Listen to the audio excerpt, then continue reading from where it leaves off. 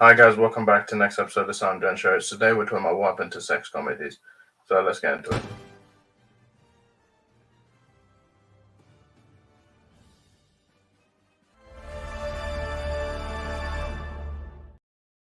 Welcome back to the next episode of the SamDjanShow, where we talk about movies, pop culture. Today we're talking about what happened to sex comedies. Now, if you don't know sex comedies, it was basically just a genre.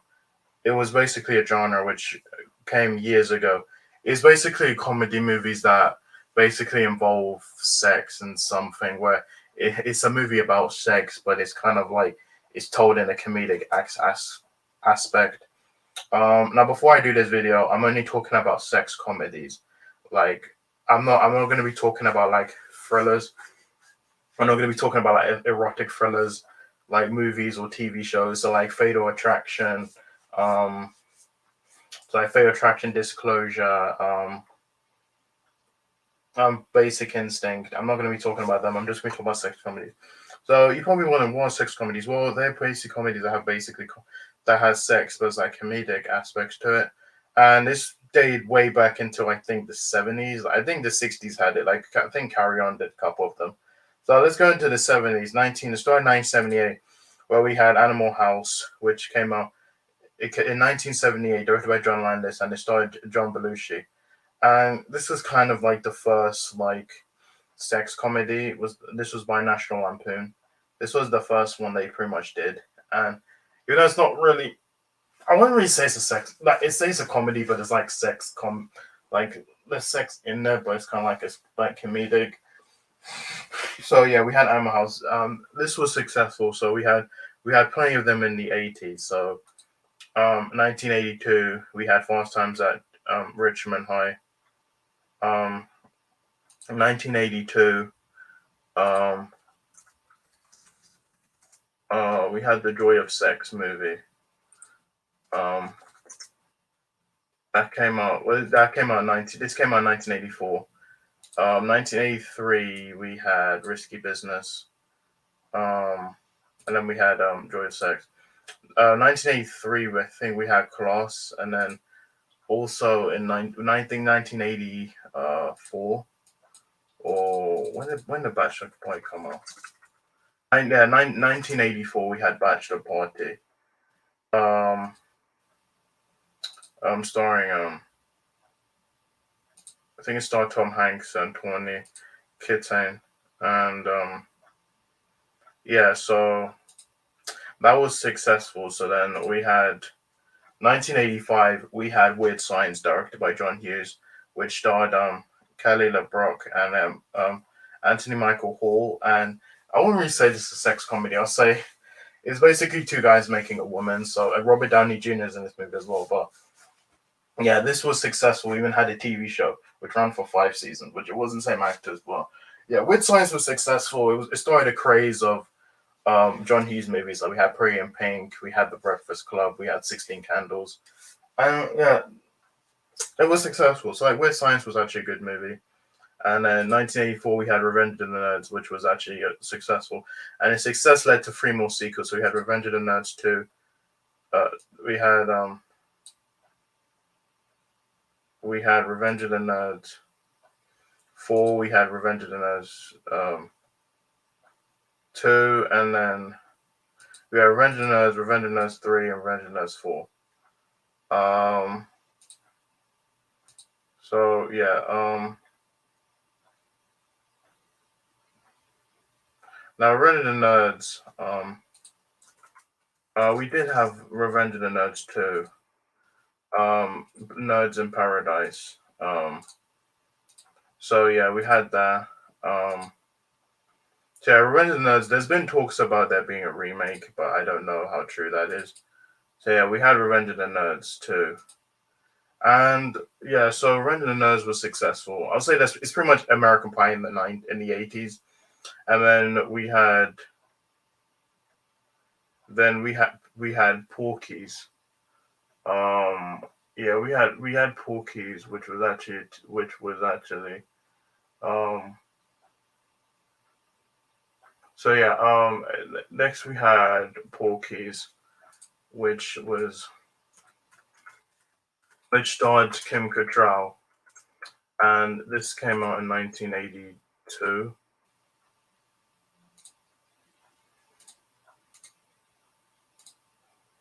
So yeah, Porky's was I think was in 1982. Um, so we had Porky's, and then after that we had Porky's 2 the next day, and then we had Porky's 3, Porky Revenge, which sees the return of Porky's, which Porky was only in the first movie and the third movie. Does not appear in the second movie. 2 was kind of just like its own standalone. And then yeah, so 2009 I think we had Porky's Pimpin' Pee Wee, and then yeah, so 1998 we had There's Something About Mary, which was by the Farrelly brothers who did Dumb and Dumber, and they did Dumb and Dumber, Shallow Hal. One of them did The Green Book, The Heartbreak Kid. I think Dumb and Dumber too. So this starred Cameron Diaz, Matt Dillon, and Ben Stiller, and this was a success for Cameron Diaz, and yeah, it was so successful that this started a wave of new sex comedies. So yeah, that all changed in 1999, where we saw the release of American Pie, which just came in 1999, and the stars Jason Briggs, Jason Biggs, Alison Hannigan, Tara Reid, Natasha Lyon, Mina Savari, Chris Oz, Sean William Scott, Thomas Michael Nicholson, and then yeah, so yeah, American Pie, and it also starred Eddie K. Thomas, now and Shannon Elizabeth. So American Pie was successful because this was like this like American Pie was successful because this helped like revitalize the sex comedy genre, and it was so successful. I think it made around over 200 million. And yeah, this was a really good movie. I watched this time and time again. I honestly think this is the best American Pie movie. I think the others are okay, but I think this one's honestly the best one.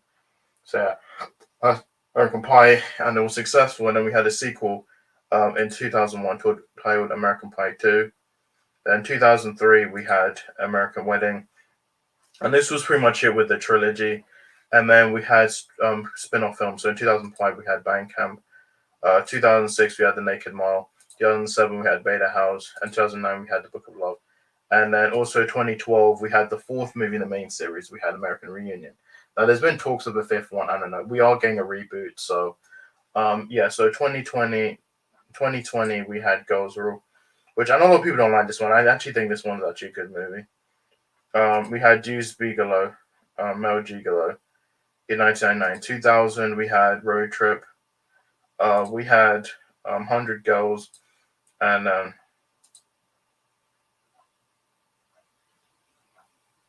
so we had 100 Girls, and then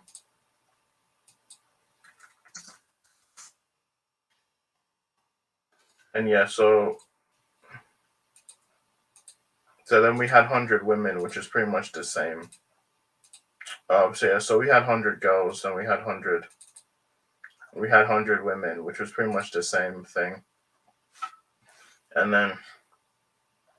then we had Van Wilder. We had Van Wilder starring Ryan Reynolds and Tara Reid, and then we had Van Wilder, The Rise of Taj, and then we had Van Wilder, Freshman Year, and then 2002 we also had 40 Days and 40 Nights, starring John Hartnell, and then we had Almost Legal, Barely Legal from 2003, which then we had Old School in 2003, starring Matthew, Vince Vaughn, Will Farrell, and I think um, Luke Wilson. 2004 we had A Dirty Shame, which was a sex comedy directed by John Waters. And then also 2004 we had The Girl Next Door, which this one was proven to be successful. This had Emily Hirsch and Eliza Chambert. And then in 2005 we had Wedding Crashers on Owen Wilson and Vince Vaughn. This one was massively successful.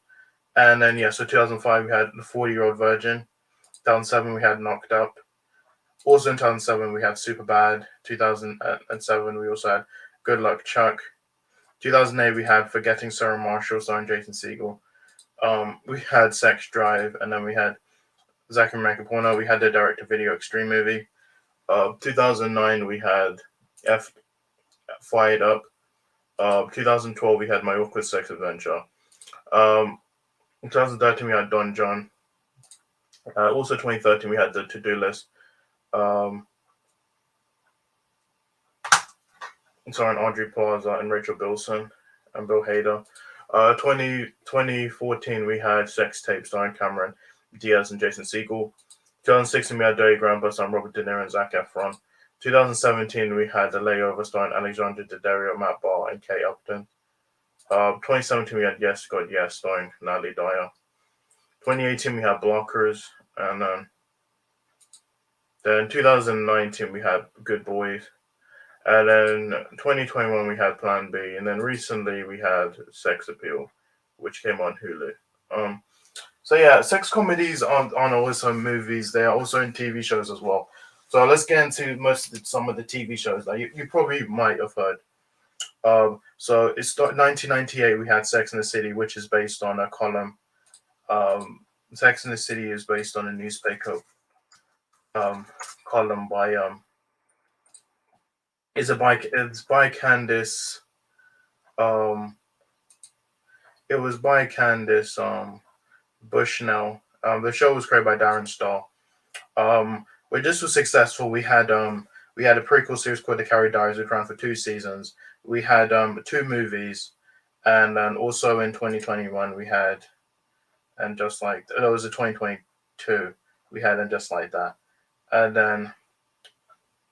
then we had Queer as Folk. We had the original UK version, which came out in 2000. Then we had the American version.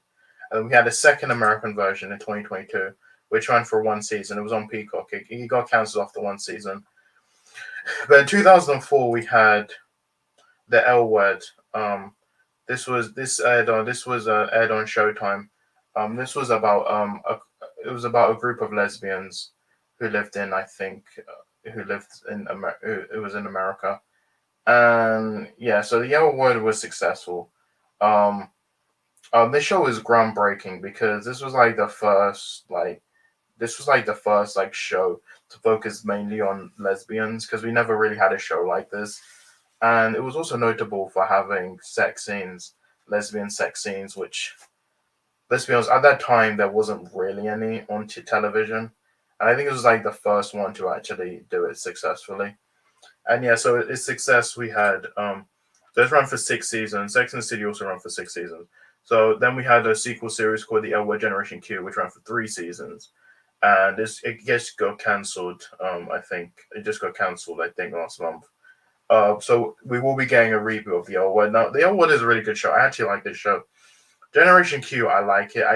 I think yeah, there's a lot of problems with Generation Q, but I still think it's a good show, and I'm looking forward to the reboot. So then in the UK, we had Skins, which is a teen drama. But I think every teen has pretty much seen this show. It's a groundbreaking show in the UK. There are like 6 seasons, like on 3 different generations. I think the first generation is probably the best one because I just like the characters more.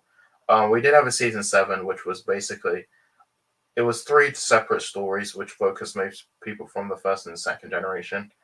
Yeah, so then we had the US version that aired on MTV, which only ran for 1 season. This show wasn't good, mainly because like I feel like it just didn't translate well over US, and there was controversy surrounding the show because it had people kept complaining that they actually got teenagers to do the sex scenes, and I don't know if that's true. Then we had Chewing Gum, which aired on Channel 4. We had The Hard Times of R.J. Berger. I think Channel 4 we had YTV, we had Secret Diary of a Call Girl, which starred Billy Piper, which she was in Doctor Who. Next we had Blue Mountain State TV show, which it was successful, ran for 3 seasons. And it actually had a movie. The Secret Diary of a Call Girl ran for 4 seasons. I think RJ but Berger that ran for 2 seasons. Chewing Gum I ran for 1 season. Then we had Love Addicts, which ran for 1 season. I think this is a different time. I don't know what country it is. I think it might be it's a I don't know. Is it Italy or German or I don't know. I think it's German. I don't know. I saw this on Amazon Prime. You can check it out on Amazon Prime. We also had Love Life from HBO, which was an anthology series. It starred Anna. Season one starred Anna Kendrick, and I think the second one it starred so um the second season starred um William Jackson Harper. Which yeah, so I like season one and two. I think I like one more, but yeah. So this is Love Life. This is out on HBO for 2 seasons before they cancelled it. Which I wish they made more seasons. We also had Girls, which from HBO. This is you can technically say that is basically you can say this pretty much a modern day version of Sex in the City. Um, which I like I know people don't like Laura Dern. Um, you had so that's Girls. Um, that came out, I think it was the 2012, and so yeah. Um, so yeah, we had Valeria, which was basically a Spanish version of Sex in the City, which is on Netflix. It's had 2 seasons. There will be a third season.